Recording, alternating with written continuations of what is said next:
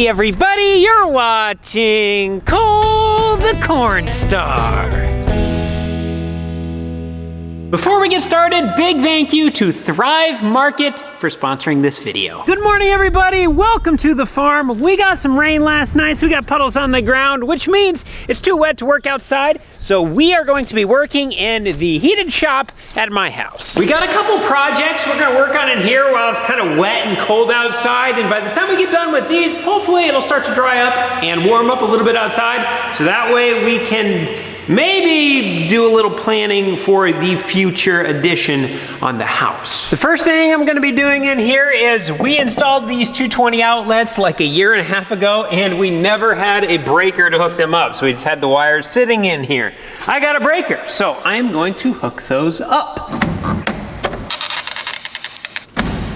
Truth be told, I wanted to get those 220 outlets hooked up, but I also wanted to be able to actually get this cover put in place too.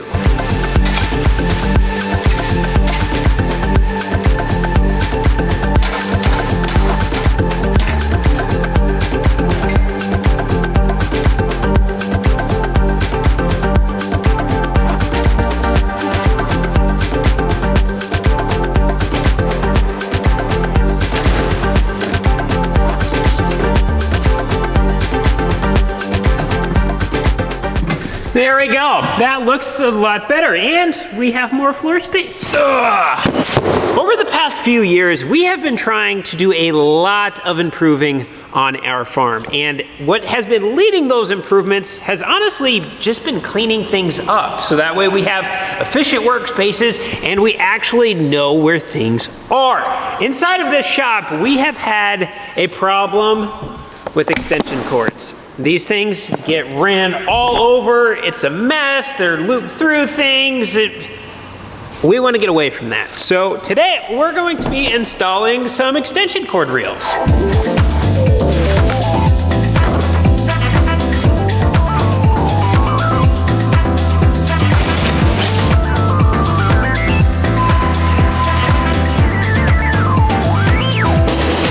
There we go, we got the first one on. We can swivel 180 degrees from side to side, and then this is a 65-foot retractable reel. And this is one of the nice ones. It's got the triple end on it.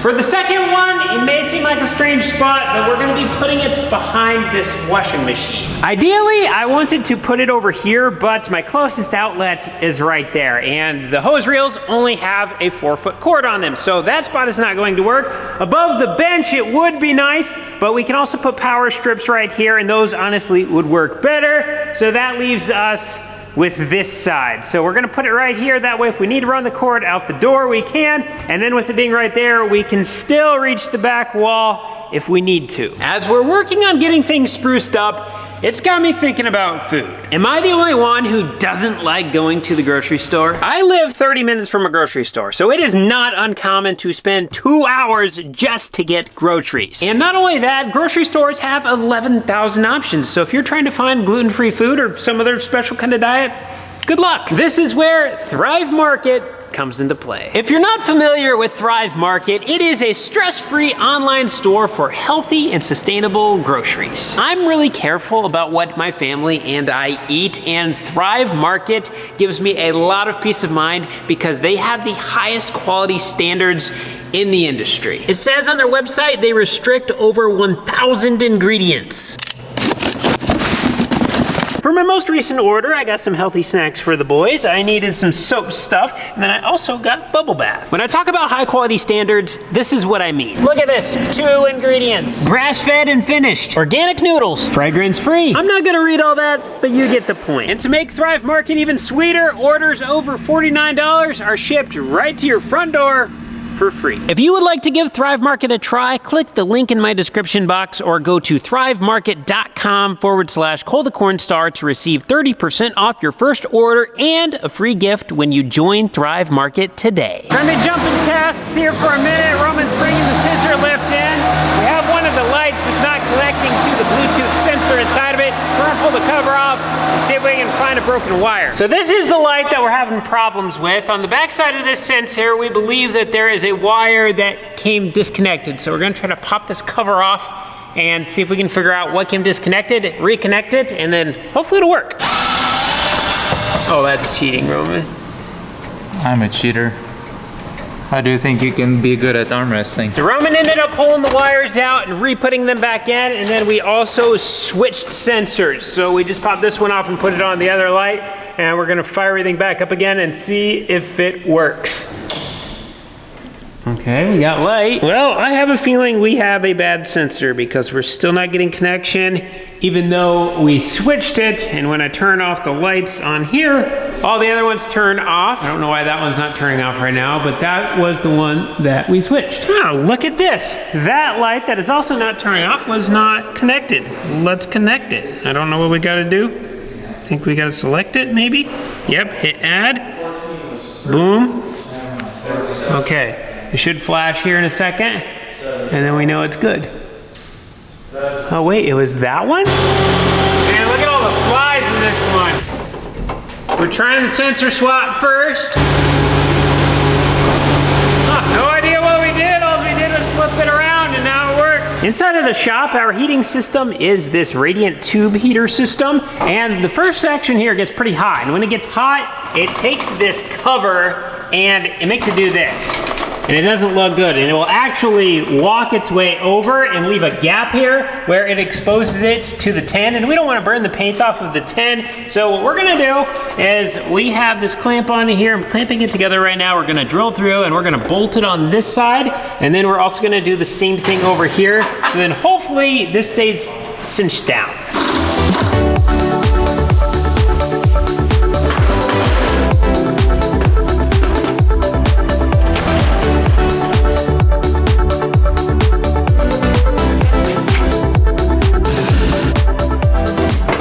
And then last but not least, for our shed projects for today, we have some oil containers that we're gonna get set up under these shelves, so that way we don't have to have random 55-gallon drum barrels of oil sitting all around the farm. A lot of upgrades that we've been making around the farm are based on experiences I had when I was a little boy. One of those experiences I had when I was little that I did not really enjoy was around 55-gallon barrels of oil. We would have about 10 of these laying around the farm, and they would just have these pumpers on top, which worked fine to get stuff out of, but if you didn't turn the top, it would dribble. And then that dribble would go over the top of the lid, just like this. And back then, we had our grain facility right beside this building, and we had the door open a lot. So that dust would come in and land on this oil, and it would just make a cake on top of every single 55-gallon barrel on the farm, and then stuff would get set on them. And then those objects would get moved to other areas, and that oil would get transferred, and it just made a mess. And I don't want that anymore, so we are going anti-55-gallon barrel on the farm, and we're installing storage. Truth be told, I actually ordered these about 1.5 years ago. They've been sitting here on a pallet for a while. We're cleaning out the shop. We're getting the pallet gone. We're getting those set up. Better late than never.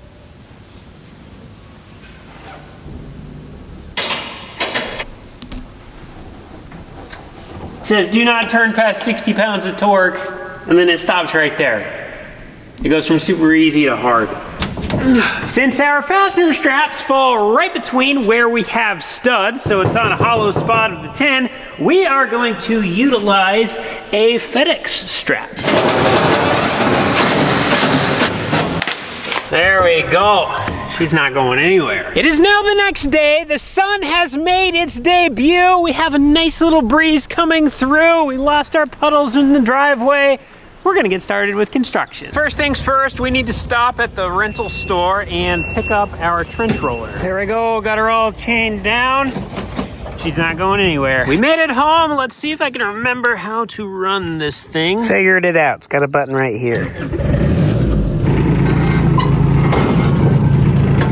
We are going to be building an addition next to our addition. So over in that back corner, we are going to be building 20 feet over towards the skid loader. And then once we get there, then we're going to be building down along this side. We actually have a red flag right there that we're going to be building over to. And then from that red flag to the corner of the house, we're going to connect that all up. So this big L is also going to be a part of the house.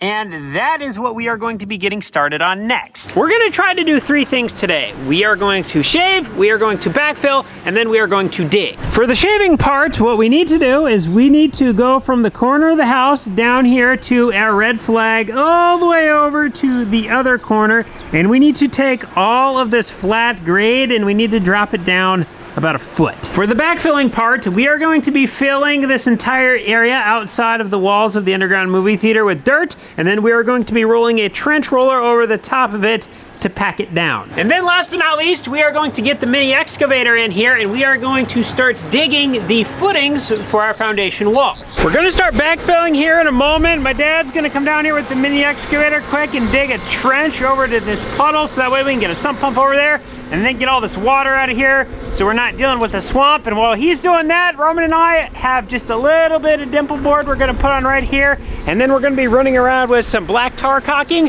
and we're gonna be doing some of our seams. Once we get that done, we have a little bit of trash we need to get out of here, and then we'll be ready to start throwing in some lifts and packing them down.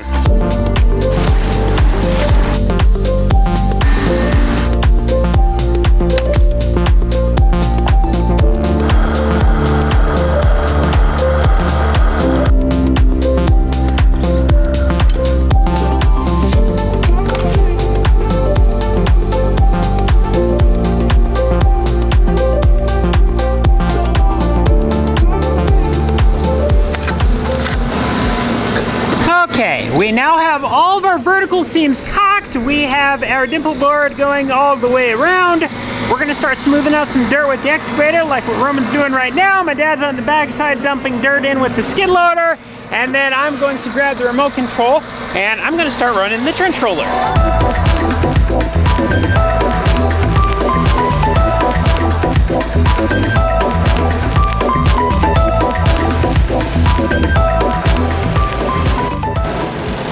Oh boy, we had a close call when we were coming in. We about buried her.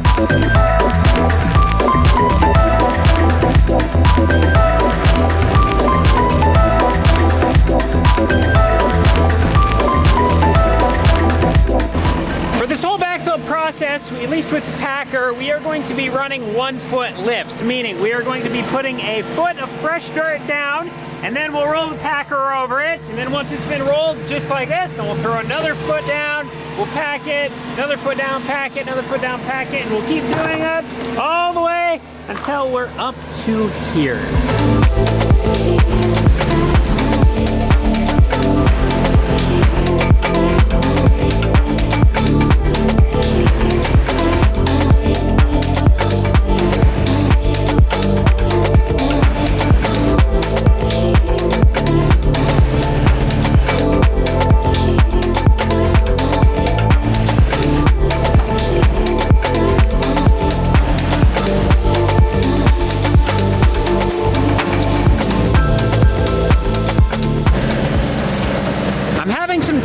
In this back corner, it's muddy and the packer's getting stuck, so Roman's gonna come dig out all that mud for me.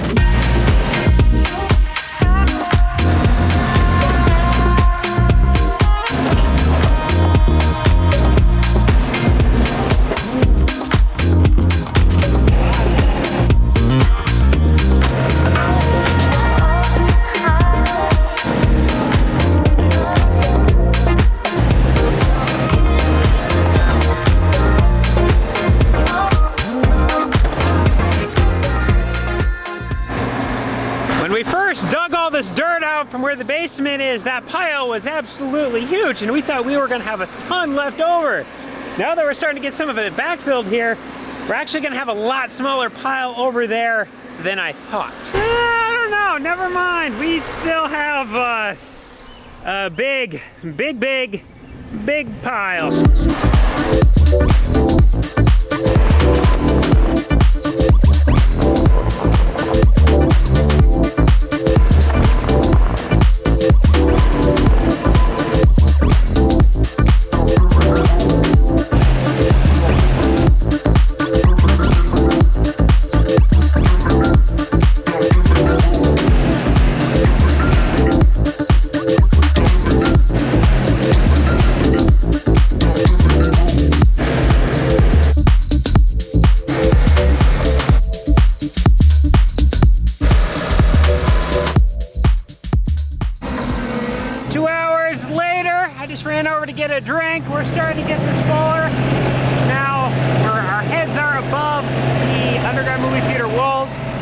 making progress. Not gonna lie, I'm a little tired of walking behind this packer. We still have a lot of packing to do, so we don't have time to be tired.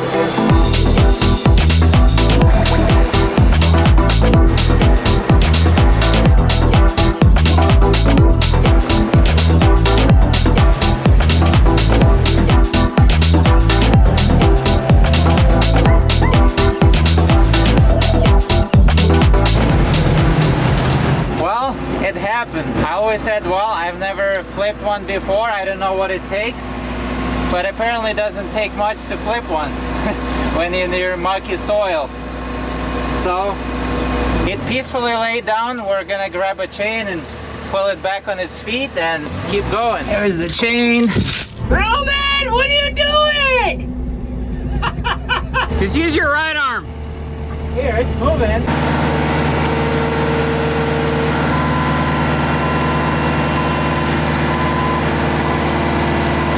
The mini excavator has been proving to be a really useful tool on this job. My dad is going over to the dirt pile with the skid loader, and then he is dumping the dirt down in our hole along the edge, and then the mini is able to come in and scoop up this edge pile and then extend it out all the way to the wall and then make it nice and level, and then the packer is able to come in right behind and pack it all out.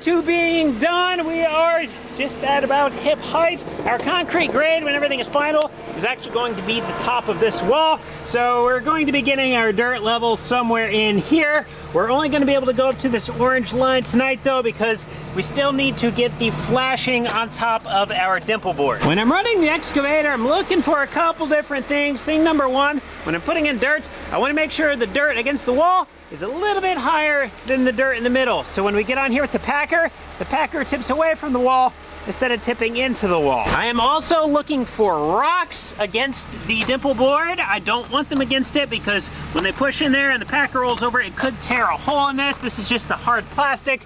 So when we find rocks, we're throwing them out there in the middle. Okay, here we go. We got 2 more lifts against the house. We're basically gonna go right up to that concrete level or those orange washers.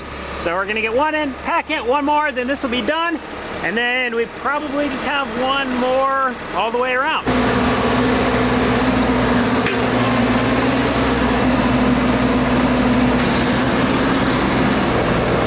My wife just came up and with my mom, and my mom is visiting me. It's been 4, 5, 6 months since she came, and we haven't seen each other for 10 years. So now Cole is giving her a crash course. Yes. She's never been in the machinery like that, so this is exciting for her. There they go. She survived. Didn't break anything. Называется, мене кинули у річку. Я вообще в шокі. Я так не ожидала.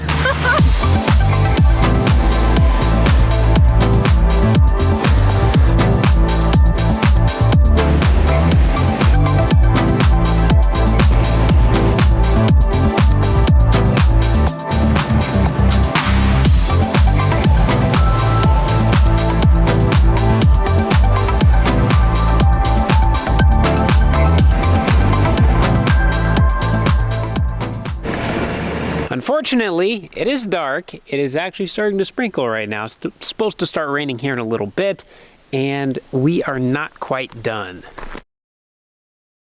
It is now the next day. We didn't quite make it to the top of our dimple board last night. We simply just ran out of daylight. The good news is, with the areas we have left, they're nice and wide, so we should be able to get in here with the skid loader and the mini excavator to be able to run this down and finish packing the last bit of our lifts. I need to get the packer loaded up on the trailer and then bring it down to the main heated shop, power wash it off, and then we need to bring it back into town. I'm hoping I'm able to drive this thing on. I'm parked on a little bit of a downhill slope right now, In the past, when we tried loading it up, it hits this little lip right here where we have metal, and then we don't get any traction, and then it just spins out and it won't quite climb on. So I'm hoping we don't have to go get the excavator to lift this thing up with the chain.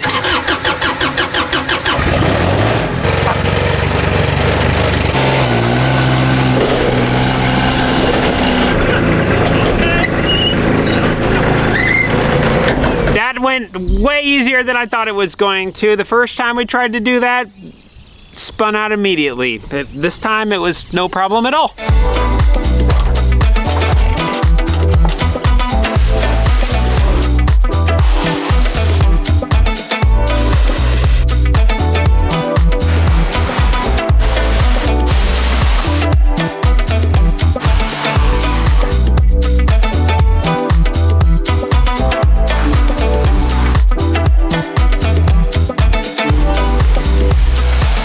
Definitely not perfect, but it's a lot better. Also, definitely not one of my favorite pieces of equipment to power wash.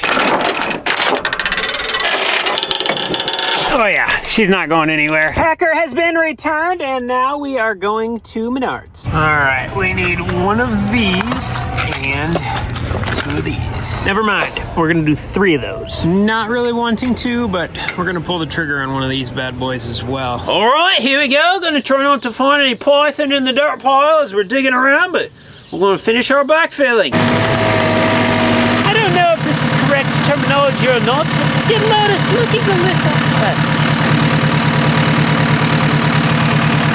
This here skid loader's got one of these fuel tanks on it that it'll say it's full, but you can still fit like 8 more gallons in it. Here's the game plan. We are going to finish filling this up to our orange line, and since I do not have the trench roller anymore, what I'm going to do is take the skid loader, and I'm gonna come in and lay down 6 or 8 inches of dirt, and then I am just going to pack everything with the skid loader, or honestly, I may use the mini excavator, and I'm just gonna do it in 6-inch and 8-inch lifts. Buenos dias, excavator.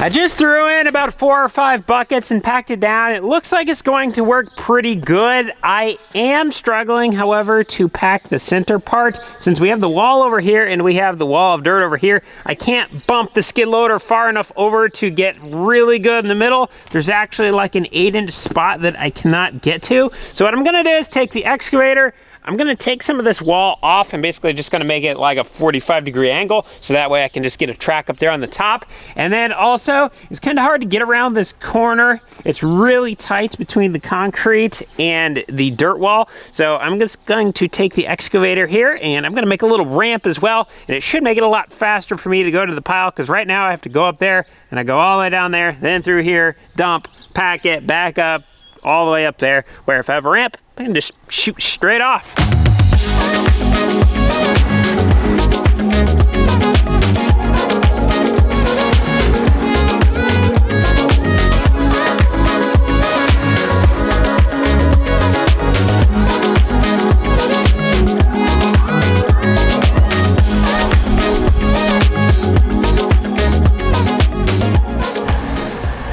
Ramp is made. We got the side at a 45-degree angle. I actually took the mini excavator and I did a few down and backs. This actually packs even a little bit better than the skid loader. So I think what I'm gonna do, I'm gonna come in, do what I've been doing with the skid loader, lift it up 6, 8-inch lifts, pack it with the skid loader, go all the way front to back like that.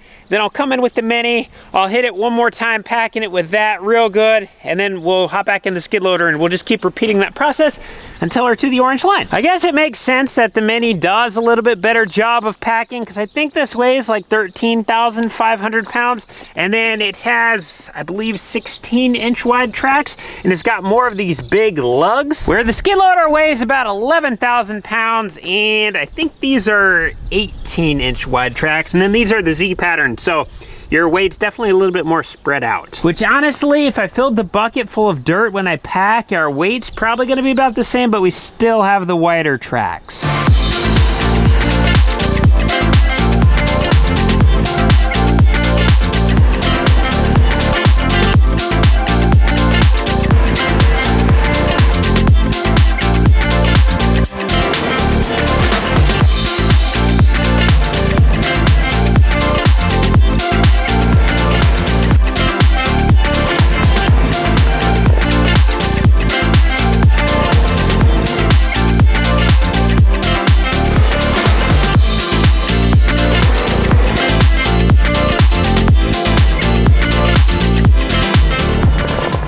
We're making awesome progress over on the house, but my brother just came over and asked for some help, so I'm gonna take a break for a minute. Looks like we're getting the planter put away for the summer.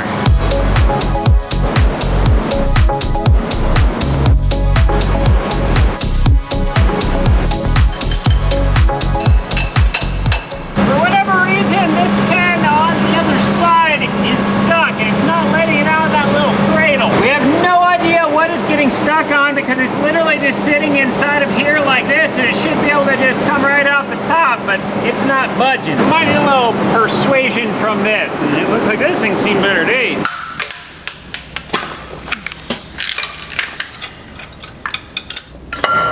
Tractor is now unhooked. We're gonna go back to filling up this side, and we are just about up to our orange line. And yes, the air conditioning in the skid loader is not working.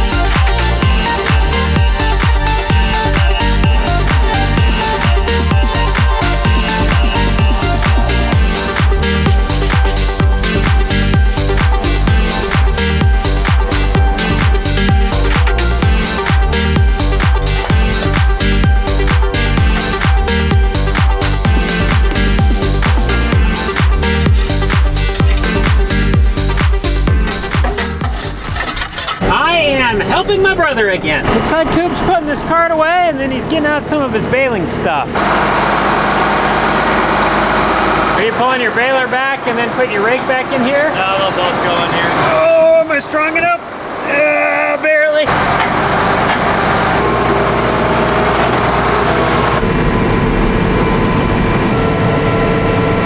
There we go, rake over there, baler over there, and the green cart's behind it. I'll be completely honest. I thought we would be completely done backfilling, completely done packing. I thought we would have the top of our dimple board done. I thought we would have this side done. I thought we would have the other side done, and I haven't even got to that thing yet. And I also thought we would be getting started digging out this foundation area.